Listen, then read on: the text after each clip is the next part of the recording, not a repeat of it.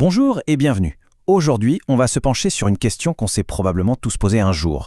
Une question qui touche à quelque chose de très profond en nous. Est-ce que la vie sur Terre, avec ses petits et grands plaisirs, manque à nos défunts une fois qu'ils sont de l'autre côté? Franchement, imaginez. Est-ce que la chaleur du soleil sur le visage, le goût si particulier du premier café du matin, ou tout simplement serrer quelqu'un dans ses bras, est-ce que tout ça leur manque? C'est une question qui nous ramène à ce qui a de la valeur finalement. Et la réponse, eh bien, elle n'est pas aussi simple qu'un oui ou un non. En fait, c'est tout un processus, un véritable voyage que l'âme entreprend, un chemin qui la fait passer de l'attachement à une compréhension bien plus vaste. Et c'est ce cheminement qu'on va décortiquer ensemble. Alors, allons-y, plongeons dans le vif du sujet. Ok, première étape, l'attachement. Il faut comprendre que, juste après la mort, l'expérience reste étonnamment humaine. L'âme n'est pas métamorphosée en un instant. Non, elle emporte avec elle ses habitudes, ses amours, ses préoccupations. Cette phrase, elle est assez percutante, non? C'est toujours nous sans notre corps physique. Ça veut dire que notre personnalité, nos manies, nos traits de caractère, tout ça ne s'efface pas d'un coup. L'âme est juste libérée de son enveloppe charnelle, mais son essence au tout début reste la même.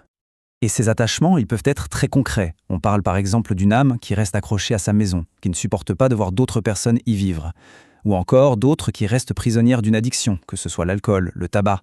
L'habitude était si ancrée qu'elle persiste au-delà du corps. L'image est vraiment parlante.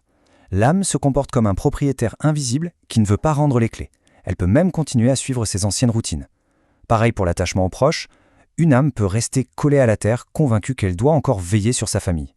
Mais, et c'est là que tout bascule, cet état n'est pas une finalité.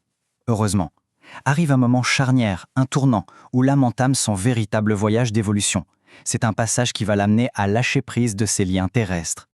Et c'est là que la magie opère. Regardez cette transformation. Le sentiment de manque et les regrets, eh bien, ils se transforment en une mémoire vivante, pleine de gratitude. L'attachement un peu possessif devient un amour pur, inconditionnel. Et les émotions humaines, parfois limitantes, s'ouvrent à des sensations beaucoup plus larges. Attention, le point vraiment crucial ici, c'est que ça ne veut pas dire tout oublier, pas du tout.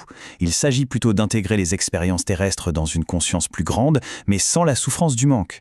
C'est une sorte de mise à niveau de la perception. Alors, concrètement, ça donne quoi? À quoi ressemble la vie pour une âme qui a fait cette transition? Comment est-ce qu'elle perçoit ses souvenirs de la Terre?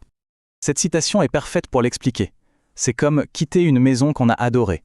On garde en soi le souvenir des rires dans le salon, de la lumière dans la cuisine, mais on ne souffre plus de ne plus y être. C'est pareil pour les âmes. L'essentiel, l'amour, les leçons apprises, ça on l'emporte avec soi. L'âme n'a plus besoin de goûter physiquement un gâteau au chocolat ou de sentir le parfum d'une rose. Elle en conserve l'essence, l'empreinte vibratoire. Et en plus, elle découvre d'autres formes de sensations bien plus riches et étendues que ce que nos 5 sens peuvent nous offrir. Bon, tout ça c'est passionnant pour comprendre l'au-delà, mais qu'est-ce que ça change pour nous ici et maintenant?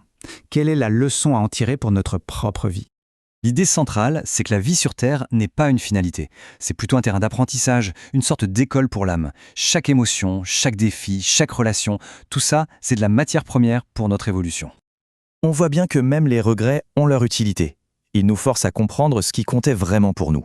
Et avec le temps, ce qui était un manque, une douleur, se transforme en une profonde gratitude d'avoir pu vivre tout ça. Et voilà, on arrive au cœur du message. Finalement, cette compréhension de l'après-vie nous ramène violemment à notre propre existence. Si chaque instant est une occasion d'apprendre et d'aimer, alors la clé, c'est de s'y engager à fond, dans le présent. Au final, toute cette exploration nous laisse avec une question qui ne porte pas sur la mort, mais bien sur la vie.